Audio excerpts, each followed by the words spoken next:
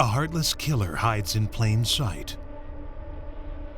It's a respected doctor, murdering his own patients. He was preying on some of the most vulnerable people in society. Dr. Harold Shipman's secret rampage lasts for decades. He'd been murdering people for years and getting away with it. And he's not the only one. There are doctors and nurses haunting hospitals, known as angels of death. Are motivated by the kind of godlike power that they feel, being responsible for life or death. What creates these cold-blooded monsters? What drives their warped psyche? He did things that went above and beyond what was necessary to kill a patient. There was an element of cruelty. Now, the actual voices and visions of serial killers. I wasn't born evil. But you committed evil. I committed evil. Plunge us deep inside their complex and twisted minds.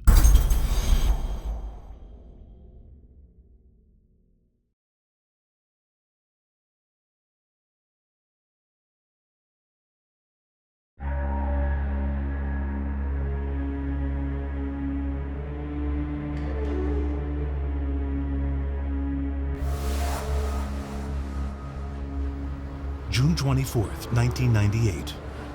Dr. Harold Shipman arrives at the home of one of his patients, 81-year-old Kathleen Grundy. Kathleen has agreed to participate in a medical survey on older, healthy women. It's a terrible decision for the vibrant senior citizen. She's a very busy person, wasn't she? A very busy person, yeah. Well, she did do quite a number of charitable things and also community things. Inside, Dr. Shipman has Kathleen lie down and roll up her sleeve. But rather than taking a blood sample, as Kathleen expects, Shipman injects her with a fatal dose of morphine. I was just at work as normal, and then I had a telephone call from the police saying that my mother had died. Stunned by their mother's sudden death, Kathleen's children contact Dr. Shipman for an explanation.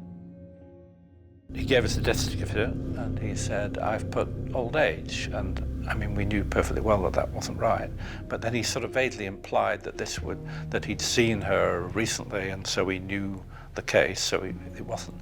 And he was basically trying to say that he was going to avoid a post-mortem because that would be unpleasant for us. The doctor's calm demeanor and reassurance puts the Woodruffs at ease. But 3 weeks later, they receive another shock. The will, which some solicitors sent to me. The fact that it left all of the estate to Shipman, which, if you'd known Kathleen in a relationship to us, to the family, that would have been extraordinarily unlikely. Suspecting Dr. Shipman murdered their mother for profit, the Woodruffs contact the police. What they soon uncover proves unimaginable. The beloved doctor, a pillar of the community with over 3,000 patients, has been systematically murdering them for over 25 years. Had Angela not come forward, there is no doubt that he would have continued to murder people. There was nothing that was going to stop him. He'd been murdering people for years and getting away with it. Cases of doctors and nurses who kill have been documented throughout history. These horror stories highlight how people in trusted positions and access to vulnerable patients can abuse in the worst way possible.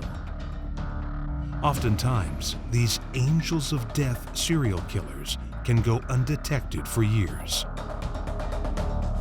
Angels of death are serial killers who actually are abusing a position of power that they may have, where they could be a caretaker or a doctor, somebody who is supposed to be helping people, and they actually use it to kill their victims. An angel of death is the name, a little bit too glorified in its essence, of nurses and physicians who kill one patient after another, usually by injecting One succinylcholine or some curare-like drug, and some of them have killed very large numbers of patients in that manner. There seem to be a number of motivations behind that kind of serial killing, which doesn't involve torture or any sexual component. It's just sort of repeat murders. But it seems that some of them are motivated by the kind of godlike power that they feel, being responsible for life or death. Some of them will tell you that it was almost like coming from an empathy where they were putting someone out of their misery, that kind of a thing. And others were drawn to the kind of the egocentric thrill of having everybody run to see that, they were there at the moment that somebody started to die. Dr. Harold Shipman is the most horrific example of an angel of death, becoming Britain's most prolific serial killer.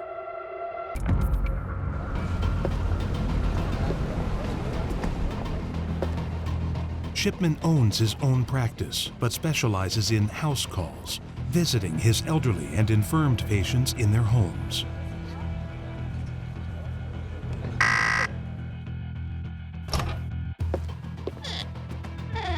Everybody, without exception, had the highest of praise for Dr. Shipman. What a wonderful doctor he was. And people said he was very, very accessible. He had this reputation of looking after his patients from cradle to grave. He prided himself on personal care. He would look after patients at home where maybe we would send them to hospital. He sort of took pride in that, and he had a reputation of always being available for patients. He would go beyond the normal call of duty. He was the old-fashioned doctor who looked after them, did everything for them, and they had absolute confidence in. Officials estimate over 200 times the beloved doctor injects his victims with lethal doses of morphine, often while offering a calming pat on their hands as they slowly pass away.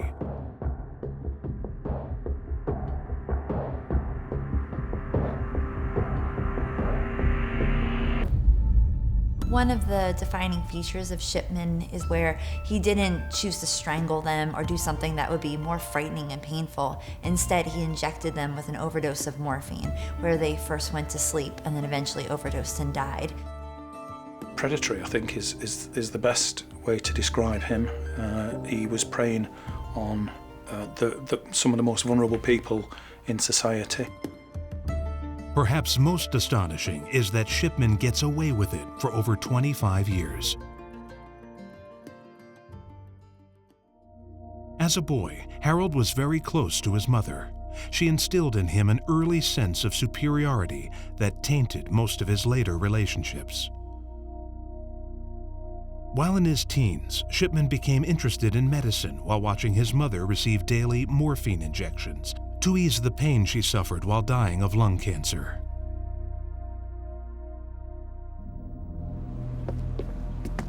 One day, when he was 17, Shipman comes home to find his mother sitting in her armchair, fully clothed, dead. Her death has a very traumatic impact. In fact, many of the women Shipman kills are found in a similar manner. Shipman had a passive-aggressive relationship with his mother where he both sought her attention, but he constantly was being rebuked by her, where she would put him off and she would put him down, but he constantly wanted her approval and attention. When he was 17, however, he came home one day and just saw her sitting there dead in her chair. And so that was very traumatic for him because he felt like he was never really able to attain that approval from her, and he no longer had the chance to do it since she had passed away. In 1970, Shipman receives a medical degree from Leeds University. A few years later, he becomes a general practitioner in Yorkshire. Shipman thrives, specializing in pediatrics, obstetrics, and gynecology. In 1975, hospital officials discover he's been forging prescriptions for large amounts of the opiate pethidine for his own personal use. Caught red-handed, Shipman has no choice but to resign, pay a small fine, and enter a drug rehab program.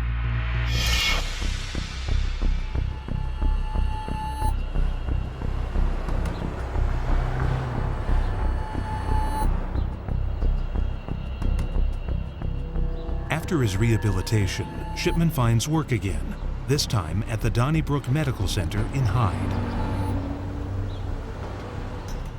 Here, Shipman earns a reputation as a hard-working doctor who enjoys the trust of patients and colleagues alike, although one with a reputation for arrogance. Almost very condescending, as if dismissing you as you're viewed as being worthless. Particularly when he was talking to pharmaceutical reps who would come in. He would take great pleasure in almost reducing them to tears.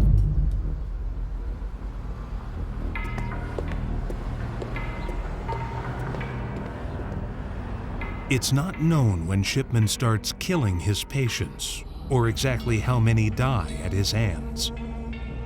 What is known is that while working at Donnybrook, Shipman kills regularly using the painkiller diamorphine.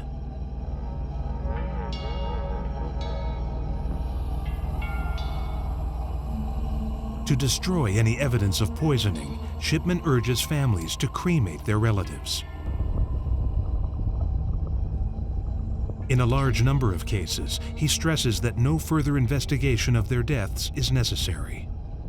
In situations where they do raise questions, Shipman provides computerized medical notes that corroborate his cause of death pronouncements. I find all of his behaviour that's subsequently come out as almost incomprehensible, really. It goes against all our ethics and morals of why we do the job, really. After 15 years at Donnybrook, Shipman leaves to open his own practice. The Angel of Death's murder rate accelerates, and the killings become more and more brazen. But before police can end these murders, they must first recognize there's a serial killer at large. How can they catch a murderer who has totally covered his tracks?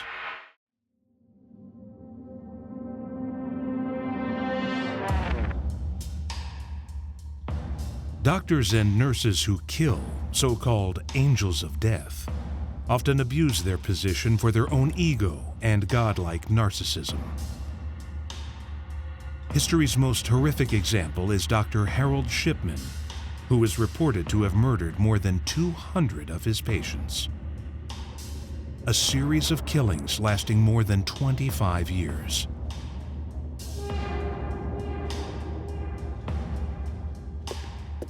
His crimes first came to light in 1998, following the sudden death of a healthy 81-year-old woman, Kathleen Grundy. Investigators find that Shipman's murders accelerate when he opens a private practice in 1993. This is a one-doctor office where he works alone and without any oversight.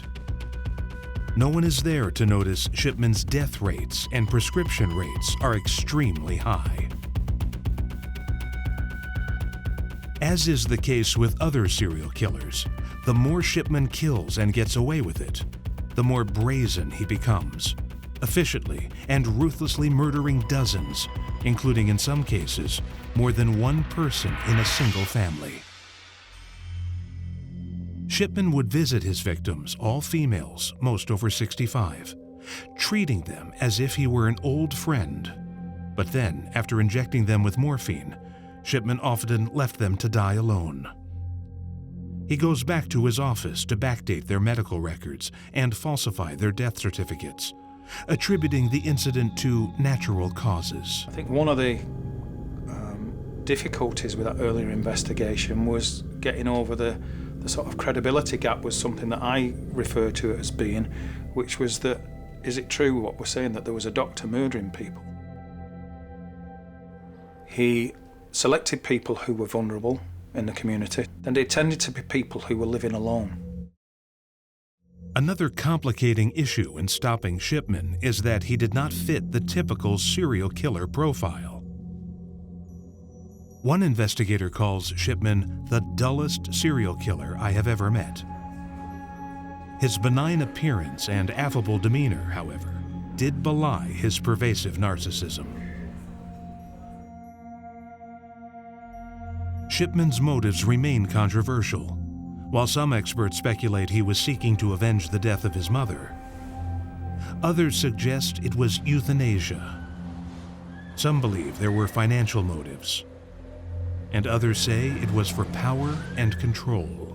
For a lot of these angels of death, there is a literal God complex that they have where they want to feel like they have the ability in their control to actually give or take life. And so for them, they may choose, well, this person will live and this person will die. And for them, that gives them this huge ego rush where they feel like they're the ultimate God, they're ultimately in control. There's also an element of the angel of death wanting to be perceived as a hero. There's a theme within angels of death where they may actually be killing somebody, but as soon as others get aware to the fact that this person is dying, they actually will change their behaviors entirely to appear as if they're resuscitating this person, trying to save them. And a way to think of this is the arsonist who's actually the firefighter, where they're the ones who set the fire and then come there to put it out. They want that glory. They want to be the hero. And so they're not only able to kill somebody and get the gratification that comes from that, they're also able to get the gratification of appearing to be the hero in the scenario. Shipman's killing spree finally comes to light thanks to the determination of Angela Woodruff, the daughter of Kathleen Grundy. Angela Woodruff is a lawyer and handles her mother's affairs. So it is with great surprise that she discovers a will exists, leaving the bulk of her mother's estate to Dr. Shipman. Detective Superintendent Bernard Postes comes to the same conclusion on examination of the evidence. Kathleen Grundy's body is exhumed, and a post-mortem reveals that she has died of a morphine overdose administered within 3 hours of her death, precisely within the time frame of Shipman's visit. On the same day as the exhumation, the police raid Shipman's home and office. The search yields hundreds of medical records, an odd collection of women's jewelry, and an old manual typewriter, which was later proved to have been used to forge Kathleen Grundy's will. He suggested that the typewriter was something that had been borrowed on a number of occasions by Kathleen Grundy. What he couldn't explain was when it was that she'd actually returned it, if that indeed that was true. A review of Shipman's medical records makes it clear that this investigation extends beyond a single death. This was the tip of the iceberg, was how I was viewing it at that stage. Shipman would alter his medical notes directly after killing the patient to ensure that his account matches the historical records. What Shipman had failed to grasp was that each alteration of the records would be time-stamped by the computer, enabling police to ascertain exactly which records had been altered. He wasn't as clever as he thought he was in being able to explain his way out of this. On September 7th, 1998, the police arrest the 52-year-old Shipman for the murder of Kathleen Grundy. The news sends shockwaves across the community. As word spreads, suspicion mounts that there may have been other victims. Investigators decide they must dig up more graves.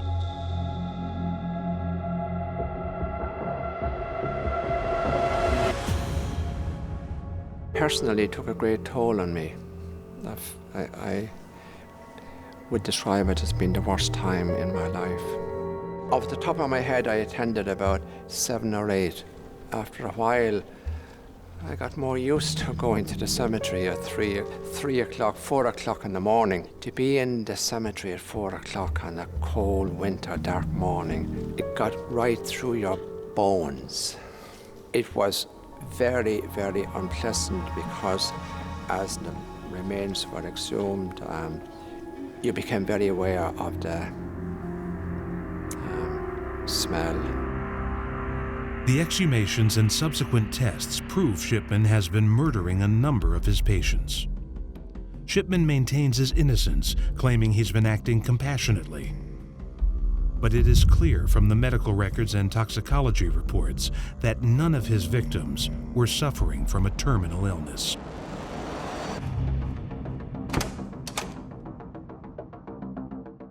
The police eventually charged Shipman with 15 individual counts of murder, as well as 1 count of forgery. On January 31st, 2000, a jury finds Shipman guilty on all charges. Relatives of Harold Shipman's victims left court tonight knowing that one of the most dangerous men seen in Britain during the last century had been permanently removed from society. Sadly, nothing that's happened here, nor can happen in the future, can bring back my mum and all the other victims. I think it was mixed emotions. It was, again, satisfaction that he'd been convicted and been convicted of every one of the counts in the indictment.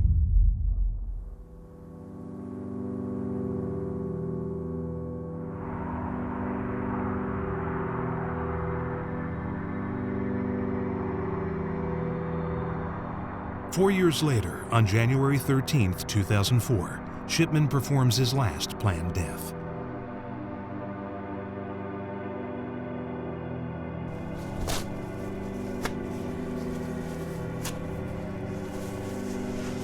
Alone in his cell, Shipman uses bed sheets wrapped around his neck and tied to the window bars to hang himself.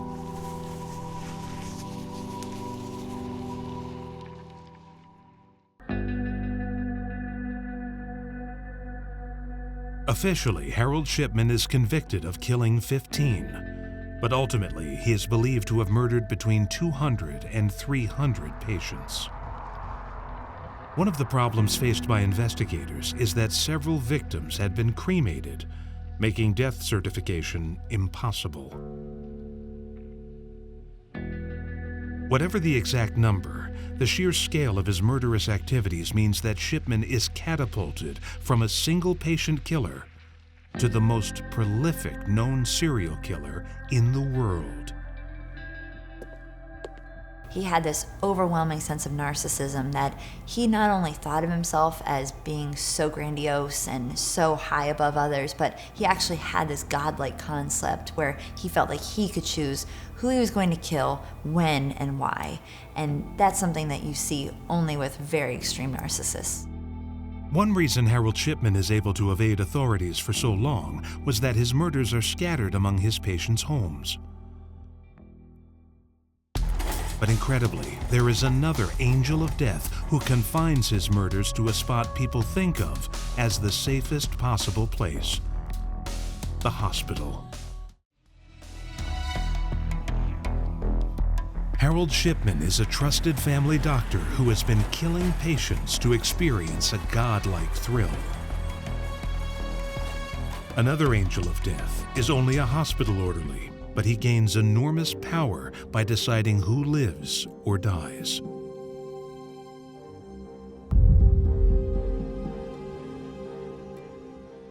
"88-year-old stroke victim Logan Evans lays helpless in bed, unable to control his bodily functions.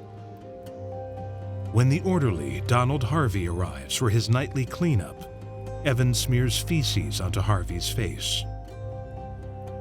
Suddenly, the 18-year-old orderly snaps, grabs a pillow, and smothers Evans to death. It is only after his victim is dead that Donald Harvey realizes what he has done. But rather than becoming scared, this act of anger empowers Harvey. Suddenly, after always being told what to do, he called the shots.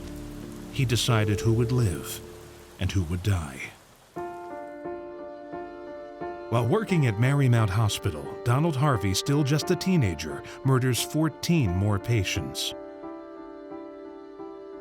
He later moves to other hospitals, and this despicable angel of death claims over 70 more victims. What could cause such a cold-blooded serial killer to emerge? Once again, an abusive childhood seems to come into play. In childhood, Donald Harvey was pretty neglected by his parents. They were constantly fighting, and even though he was the eldest, he was more caring for his siblings than receiving the attention that a child should. Additionally, he was being abused sexually by his uncle and a neighbor, and so all of that was very traumatic for him growing up. Harvey's killing begins in 1970, but he isn't apprehended until 1987. After his arrest, he lays partial blame on this childhood trauma.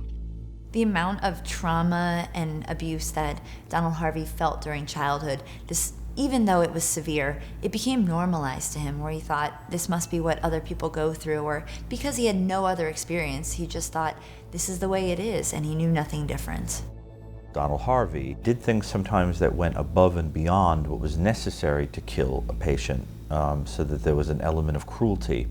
So for example, while he killed the vast majority of his charges through poison, there was also incidents of him snaking a coat hanger into the catheter of patients to puncture the organs, to puncture them internally, so that peritonitis would set in and the individual would die slowly from that. In 1971, when Harvey leaves Marymount to join the military, his killing spree stops. It picks up again when Harvey joins the nursing staff at the VA hospital in Cincinnati, Ohio. During his 2-year stint there, Harvey is believed to have murdered another 17 patients. And it was here that Harvey perfects the art of using cyanide and arsenic in small, lethal, undetectable doses so his killings can go unnoticed. And, for the most part, they did.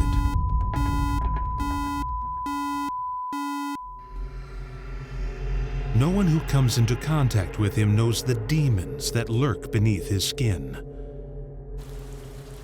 The power over life and death goes to Harvey's head. One commonality between the angels of death and other types of serial killers is the fact that they have this strong need for power and control. It's ultimately the most defining feature of the angels of death. Harvey's killing spree at the VA hospital comes to an end when officials discover a gun, books on the occult, syringes, and slides of human tissue in his hospital locker. But rather than firing him, they let him resign, enabling Harvey to move on to another job, this time at nearby Daniel Drake Memorial Hospital. Just 6 weeks into his new position, the self-described Angel of Mercy strikes again. Harvey feels unstoppable. It's easy to imagine how addictive it would be to be able to take someone's life, get away with it, and then be able to do it again and again and again, and the high that might come with that, and also the empowerment with every single time you do it, getting away with it. In a span of 5 months, Harvey kills 6 more patients without any remorse and without leaving a trace. But eventually, in March of 1987, an autopsy is performed on a victim. As the coroner cuts open the body, he smells the telltale scent of bitter almonds wafting up from the dead man's organs. He immediately identifies the smell as cyanide. Suddenly, everyone working at the hospital becomes a suspect in a murder investigation. Rumors surface about how his co-workers nicknamed Donald Harvey the Angel of Death. Not because they suspect any crimes, but because he is so often present when a patient passed away. Investigators decide to search Harvey's home and discover 30 pounds of cyanide. They also find, as did his former employers at the VA hospital, books on the occult and a list of victims yet to be killed by Harvey. On April 6, 1987, the police arrest Harvey, charging him with 1 count of aggravated murder.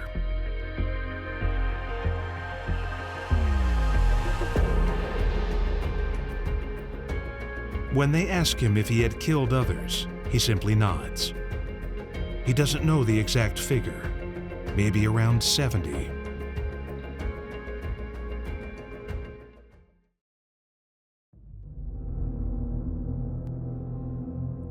Harvey consents to a chilling prison interview.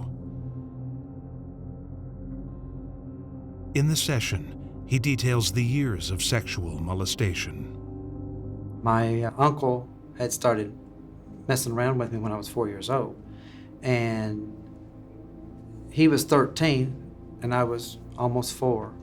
And what he would do with me would be in a sexual sense, and I thought all the other little boys would do the same thing.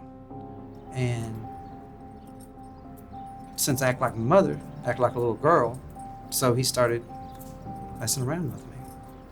How long does this go on for, this sexual molestation of you? Well, my uncle and I went on to, I was almost 21, and the neighbor man till I was 15 or 16. I don't like to think of myself as evil, no. But people think you're crazy, you're mad.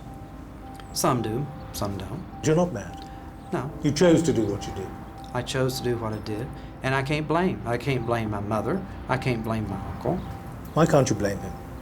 He contributed, but he didn't tell me to keep going on and on and on doing what I was doing. How many people have you killed in total? Just a total of 87. Harvey is asked whether he thinks people are born evil or do they become evil.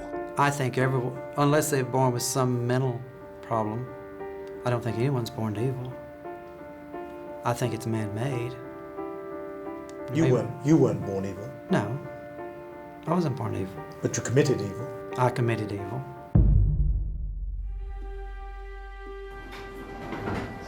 In exchange for escaping the death penalty, Harvey pleads guilty and confesses to 13 killings.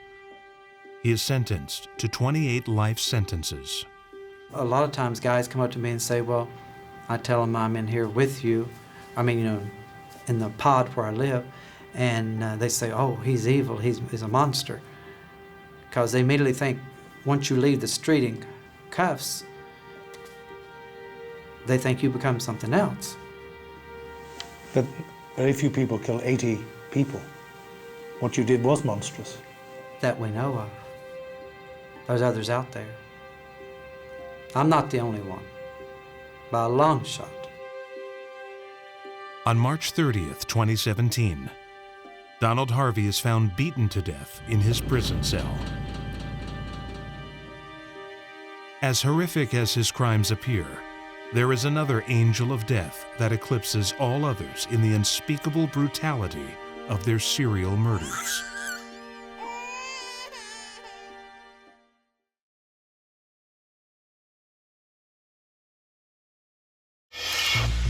One of the most insidious breeds of serial killers are the monsters known as angels of death. Doctors, nurses, and caregivers who murder their patients. Britain's Dr. Harold Shipman may be the most prolific serial killer of all time, murdering over 250 patients. While Donald Harvey, a hospital orderly, admits to 87 deaths. There have been numerous cases around the world of nurses, so-called angels of mercy, turning into angels of death. Perhaps the most heartless of all these serial killers is maternity nurse Maria Fikachkova. She is believed to have murdered at least 10 newborn babies, beginning in 1957. Her killing spree ends abruptly 3 years later.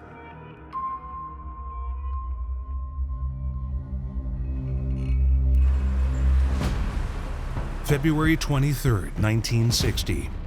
2 newborn infants are found dead in the Psyches hospital in the Czech Republic.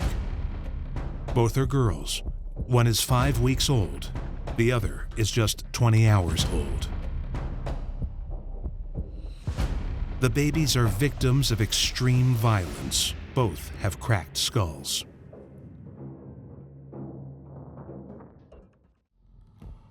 Four days later, Maria Fikachkova is arrested for the crimes, and the 23-year-old nurse gives a gruesome confession and reveals a troubling past.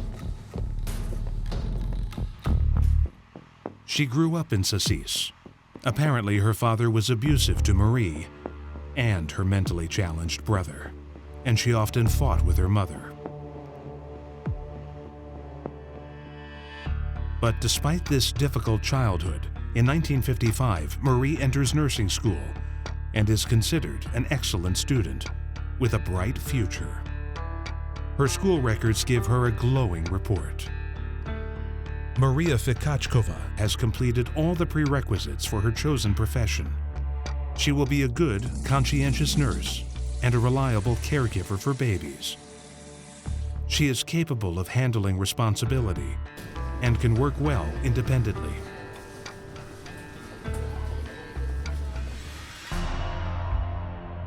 After graduation, Marie is hired at Psyches Hospital. By all accounts, she appears to be an excellent maternity ward nurse.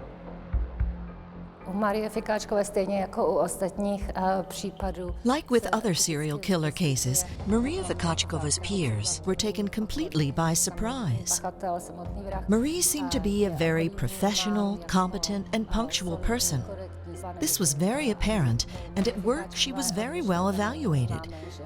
This isn't really surprising, as even serial killers have these little so-called islands of normality.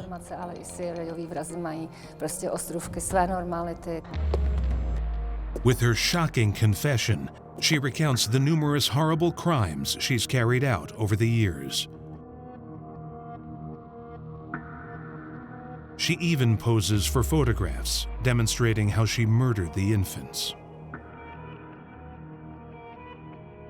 Before killing the last 2 babies, named Prosser and Hamelbauer, I had beaten another 10 children who died as a result of my beatings.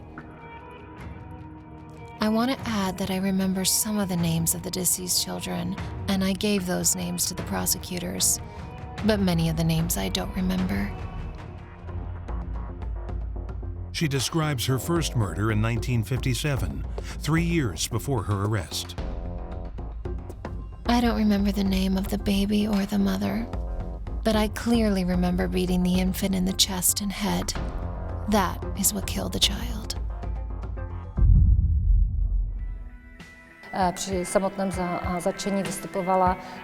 During her arrest, she acted very calm and natural. Her entire behavior can be summarized as resigned, and she lacked any empathy whatsoever. That means she described her crimes in the hospital with absolutely no emotion. She also mentioned that the first attack on the baby was committed without any suspicion by the others on the medical team.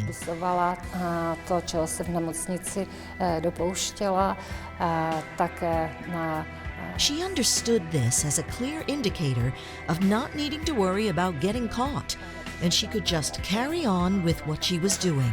Lékařského týmu, takže to vnímala jako na moment, že se nemusí vůbec ničeho bát a že tedy mohla pokračovat. Even crimes as heinous as murdering newborn babies are escaping detection.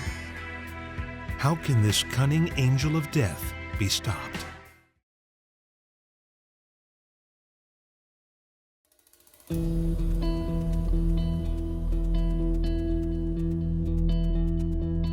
In Psyches Hospital in the Czech Republic, a seemingly kind and compassionate maternity nurse named Maria Fikachkova is actually a serial killer. She has murdered at least 10 newborn babies entrusted to her care. In her chilling confession, she details how she killed 2 infants on the same day, February 23, 1960. On February 23rd, around 11 a.m., I was in the maternity unit where I was ironing diapers. Hannah Hammelbauer was laying behind me. She was about 6 weeks old. She was crying, and it made me angry and nervous. That's why I turned and slammed her in the head, and with my hand slightly closed. I did it because I was upset and very stressed. They didn't know there was a problem with the baby until the next day when she wouldn't drink. The day after that, she died.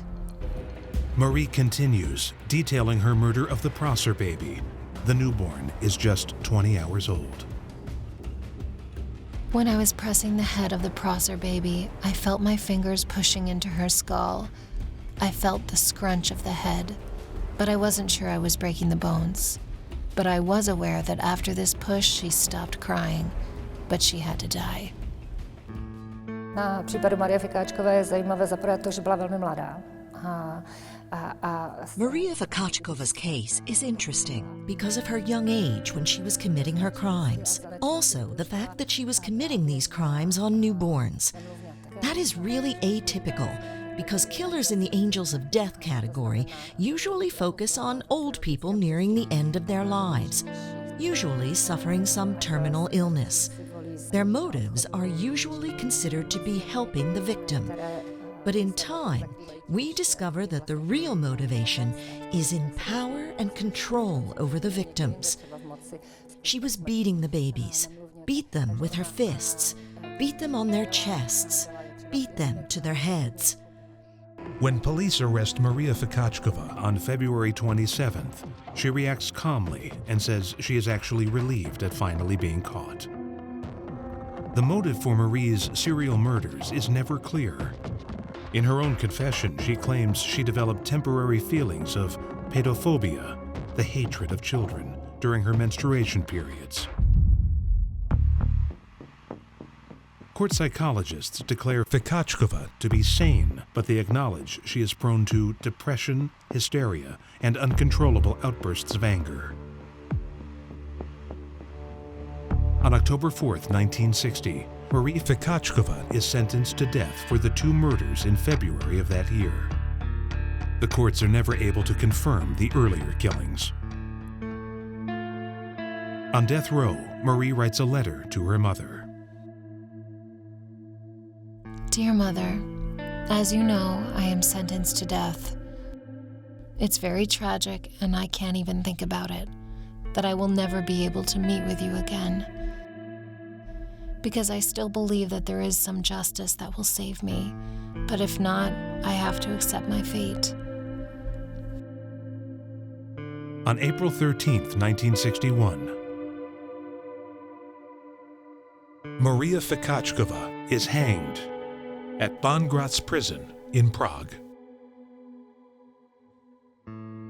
For years, there is outrage over why the hospital staff took so long to recognize the horrible crimes she was committing.